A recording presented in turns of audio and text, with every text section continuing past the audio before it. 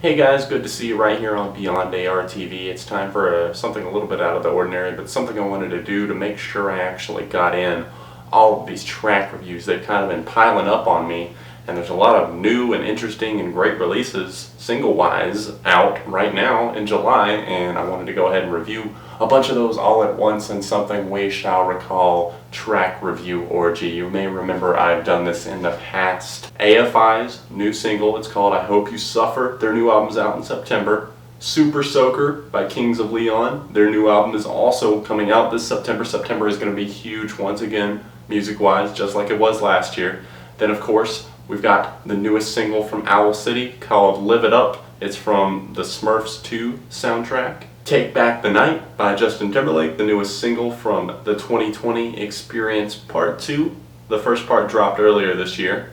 Right Action by Franz Ferdinand. Their new album is out at the end of August, so I'm excited about that, and those guys have been gone for a little while, so it's good to have them back. And then finally, Rock and Roll by Avril Lavigne. First, I guess I'm just going to go through in that order. The first on the list is I Hope You Suffer by AFI. So stoked to have these guys back. Rumors spread about them breaking up, but you know, Davey, Jade, the guys are back, and it's really cool to hear this new sound that they've found with this new single, I Hope You Suffer. It kind of, I feel like, emotionally throws back to older works, and even stuff like Sing the Sorrow from 2003. It's been 10 years, and I feel like they're kind of revisiting that a little bit, at least emotionally. I'm getting that. There's a little bit of black audio in there. That's Davey and Jade's side project, and it's a little bit electronic, of course, and that's not really too prominent here on this track, I Hope You Suffer, but it is there. It's hard to ignore that presence, I guess that influence, but that's not a bad thing by any means. I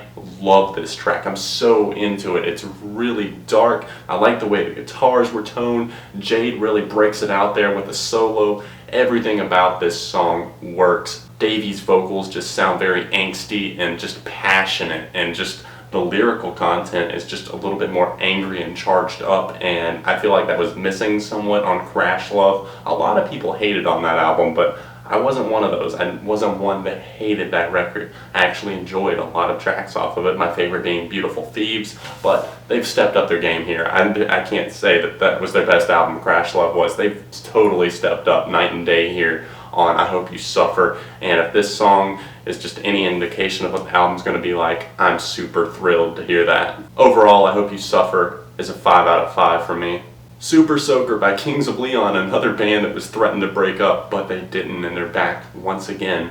These, well, I'm not sure how you would categorize them. I guess they're just straight up rock and roll, because they kind of blend a lot of things. Southern rock, I guess, would sum up a lot of their work.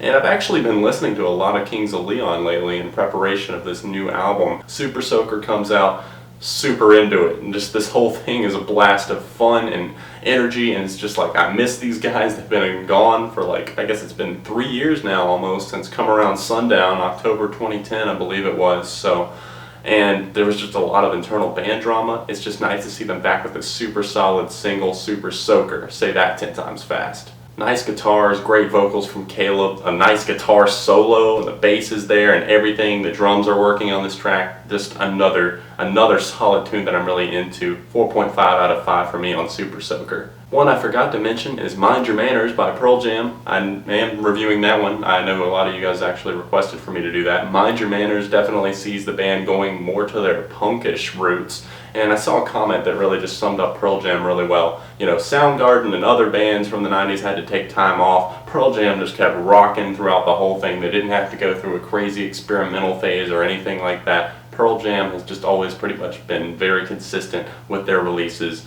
I've been a Pearl Jam fan for quite a while now. I guess probably their self-titled and 10 are my favorite releases to date. I'm excited for their new album, Lightning Bolt. I believe that's out in October. Pearl Jam, Mind Your Manners, not too long of a song, but just raw, in your face, kind of explodes with a little bit of fury, and I like it. 4 out of 5. Live It Up by Owl City. It's another movie soundtrack song.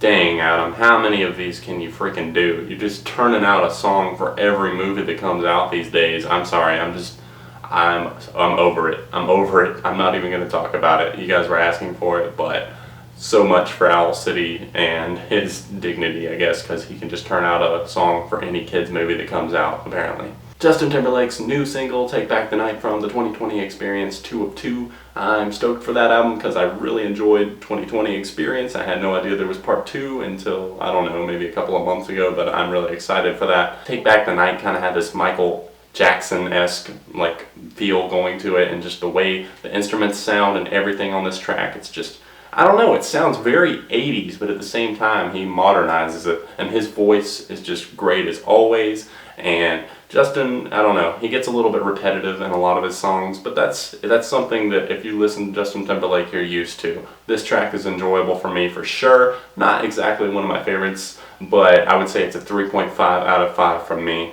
Rock and Roll by Avril Lavigne has stepped things up from her past single. I'm just going to go ahead and let you know right now it's a 4 out of 5 from me, whereas Here's to Never Growing Up was a 3.5. That one, just, it got old to me. Just, I can listen to it and still enjoy some parts of it, but I want to skip it before the entire song's over. Rock and Roll is cool because, I don't know, it's got more of an Avril feel to it. I mean, not that Here's to Never Growing Up doesn't, because, I don't know, it's still just kind of, you know, Avril Lavigne being herself, and that is just like a punk rock princess type attitude, not necessarily type of music. But Rock and Roll, I like the guitars on this song. I like the little guitar solo that they threw in there. You're not going to hear that from too many pop artists taking that risk these days. They're going to call a guitar solo a risk, I feel like. Oh my god, that's not going to sound good on radio. Fuck that. She's talking about the whole middle finger. Give it right back to the industry. I like that, Avril. So 4 out of 5 for me right there on Rock and Roll by Avril Lavigne. I hope you guys enjoyed this track review orgy. Please subscribe if you haven't. A lot of reviews on the way. I will try to stay up to date on as many track reviews as I can. I might get to a few music video reviews as well along the way. So make sure you subscribe here. And of course to Album Review TV. A lot of albums themselves are actually going to start coming out that I want to get to in the next month or so. So subscribe here and there. Check out the links in the description. Thanks for watching.